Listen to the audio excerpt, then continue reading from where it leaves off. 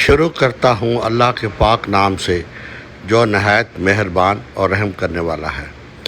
تو یہ میں بیرون ممالک میں بسنے والے لوگوں کی اصل حقائق زندگی کے بارے میں اس لیے آپ کو بتاتا ہوں کہ آپ اندازہ کر سکیں کہ ان ممالک میں کیسا کلچر ہے، کیا کیا تکالیف ہے، اور جو ادھر آ جاتے ہیں لوگ ان کو کیا کیا بھگتنا پڑتا ہے۔ تو ایسے ہی ایک شخص جو ادھر امریکہ میں آیا، اس وقت یہاں کوئی اتنی سختی نہیں تھی۔ جہاز سے اترتے ہی آپ کو سیاسی پناہ کے کاغذات مل جاتے تھے اور پھر آپ ادھر عدالت میں جا کے پروو کرتے تھے۔ اگر وہ پروو ہو جاتا کیس تو آپ کو پھر گرین کارڈ کا پروسیس ہو جاتا، اگر فیل ہو جائے تو آپ کو ڈیپوٹیشن میں ڈال دیتے، لیکن پھر بھی پکڑ کے نہیں نکالتے تھے تو اسی طرح ایک شخص جو ادھر آیا، نیو یارک میں اسے لینڈ کیا اور ہوائی اڈے پہ ہی اسے سیاسی پناہ کے کاغذات مل گئے۔ اس نے ادھر ٹیکسی چلانی شروع کی، کیونکہ میں پہلے بھی بتا چکا ہوں کہ ادھر ان ممالک میں ٹیکسی بزنس جو ہے اس میں آپ زیادہ پیسہ بنا سکتے ہیں اگر آپ نئے نئے آئے ہیں۔ بعد میں تو آپ اپنے کاروبار بنا لیتے ہیں، لیکن سٹارٹ یہاں سے جو لیتا ہے وہ اچھے پیسے بناتا ہے۔ تو اس سے ٹیکسی چلائی، سال بعد ایسے وہ جو کیس تھا اس کی تاریخ نکل دی، اسے وکیل کر لیا، وکیل اور ڈیٹ لے لیتا، پھر ڈیٹ لے لیتا۔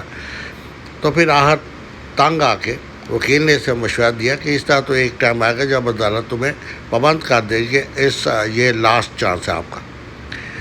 تو اب اس نے دوستوں یہاں سے کہا کہ بھائی میں کیا کروں۔ انہوں نے کہا کہ ادھر ایسے ہے، ہمارے جاننے والی کافی عورتیں لڑکیاں ہیں جو چاہتی ہیں کہ ان کا ذریعہ انکم زیادہ ہو، تو ان سے تم کاغذی شادی کر لو۔ وہ آپ سے مقرر کر لیں کہ ایک ہفتے میں کیا وہ لے گی، تو وہ کاغذی شادی میں تمہیں سٹیزن شپ مل جائے گی، گرین کارڈ مل جائے گا، اس طرح کے سانے خواب۔ اسے کہا ٹھیک ہے یار دیکھو کوئی ہے تو۔ ایک لڑکی تیار ہو گئی، اسے کہا جی ٹھیک ہے، مجھے مثلاً اندازاً کہتا ہوں کہ اسے کہا جی مجھے $200 ہر ہفتے دینا یا 300 دینا، جتنے دیتے رہو گے میں تمہاری بیوی کے سے کاغذات پہ سائن کرتی رہوں گی، جا کے تاریخ بھی تمہارے ساتھ بتایا کروں گی۔ ایک لڑکی سے اس کا معاہدہ ہو گیا، انہوں نے جا کے عدالت میں وہاں پہ وہ میرج کے جو ہوتے ہیں شادی کے لوازمات وہ پورے کیے۔ اب وہ قانونی طور پہ میاں بیوی تھے۔ کیس فائل ہو گیا، کیس چلنے لگا۔ تو اتنی جلدی اپروول نہیں ہوتی تھی، بے شک آپ شادی شدہ بھی ہو جائیں۔ تو اب ہوا یہ کہ وقت کے ساتھ ساتھ جیسے وقت گزرتا گیا اسے گھر کی یاست آئی۔ وہ اس نے جا کے کہا کہ میں اپنے فیملی سے پیچھے ملنا چاہتا ہوں۔ حکومت نے اسے 30 دن کی اجازت دی کہ تم 1 ماہ کے لیے جا کے اپنے ملک میں اپنے فیملی سے مل کے واپس آ جاؤ، لیکن 1 ماہ کے بعد تمہیں انٹری نہیں دی جائے گی۔ وہ خوشی خوشی گیا، 1 ماہ اس نے اپنے ادھر گزارے، کھایا پیا، سب کیش کی، سب خوش تھے۔ وہ پھر 1 ماہ بعد واپس آ گئے۔ تو اسی طرح 1 سال گزر گیا، اگلا سال تھا، پھر وہ اس نے اسی طرح وہ اسے پیرول کہتے ہیں، 1 ماہ کے لیے پھر وہ چلا گیا۔ اب پیچھے کچھ ایسا ہوا کہ جو ادھر امیگریشن والے تھے وہ زیادہ ٹائٹ ہو گئے، اسے نہیں پتہ تھا۔ جب وہ واپس ادھر اترا ایئرپورٹ پہ تو جو تھا نا ادھر افسر، اسے شک ہوا کہ یہ شادی جو ہے نا یہ فیک ہے، جعلی ہے۔ اسے کہا بھائی آپ ادھر ہمارے ساتھ بیٹھے، اپنی بیوی کو بلائیں، وہ آپ کو لے جائے۔ اسے کہا جی بات ہی کوئی نہیں، اسے تو پتا تھا کہ میں اسے ہر ہفتے پیسے دیتا ہوں، وہ تو تیار ہو گئی۔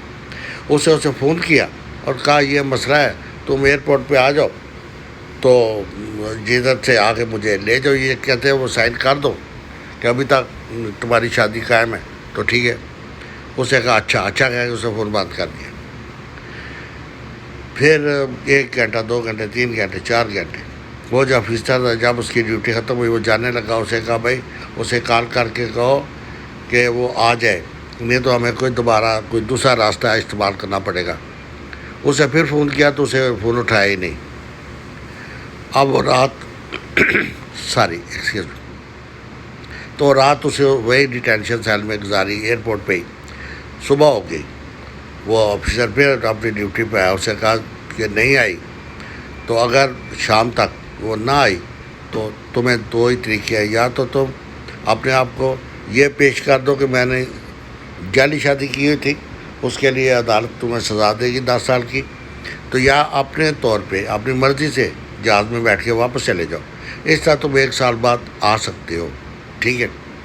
تو اس نے بڑا سوچا، دیکھا بالا، وہ فون پہ فون، لیکن وہ عورت نہیں آئی، وہ ڈر گئی، اسے کہا کہ پتہ ہے وہاں کیا ہوگا، تو شام والے جہاز میں اسے کانسیپٹ دے دیجیے میں اپنے طور پہ واپس جانا چاہتا ہوں، اور یہ واپس آ گیا۔ اب یہ یہی ہے، وہ واپس جانے کا تو اب سوال ہی پیدا نہیں ہوتا نا، کیونکہ وہ تو ایک ہوتا ہے جہاں تھا کہ یہاں سے نکل جائے بس پھر دیکھیں گے۔ تو میرے بھائیو، اصلیت میں یہ ہے کہ آپ خواب تو دیکھتے ہیں بیرون ملک کے، لیکن ادھر آپ دیکھ لیں کہ 1-2 سال اس نے پیسے بھی دیے، سب کچھ کیا، لیکن آخر میں جب اصلی آزمائش کا وقت آیا تو اس عورت نے ساتھ نہیں دیا، کیونکہ وہ اصل بیوی تھی ہی نہیں۔ اس کی بجائے تو اسے چاہیے تھا کہ وہ آ کے اصلی شادی کر لیتا، ادھر ہی اپنی زندگی بسر کرتا، اور شاید آج بھی یہی ہوتا۔ تو آپ سب کے لیے یہی صلاح ہے کہ آپ اچھے طریقے سے ادھر آئیں، اچھے طریقے سے رہیں، فراڈ والے طریقے اپنانے سے گریز کریں۔ انشاءاللہ پھر ملاقات ہوگی اگلے ایپیسوڈ میں کسی نئی کہانی کے ساتھ، کسی سچی داستان کے ساتھ۔ انتظار کریے۔ اللہ حافظ۔ اپنے بال بچوں، اپنی فیملی کا خیال رکھیں۔ اللہ حافظ۔ انسان سمجھدار تب نہیں ہوتا جب وہ بڑی بڑی باتیں کرنے لگے، بلکہ انسان سمجھدار اس وقت ہوتا ہے جب چھوٹی چھوٹی باتوں کو سمجھے۔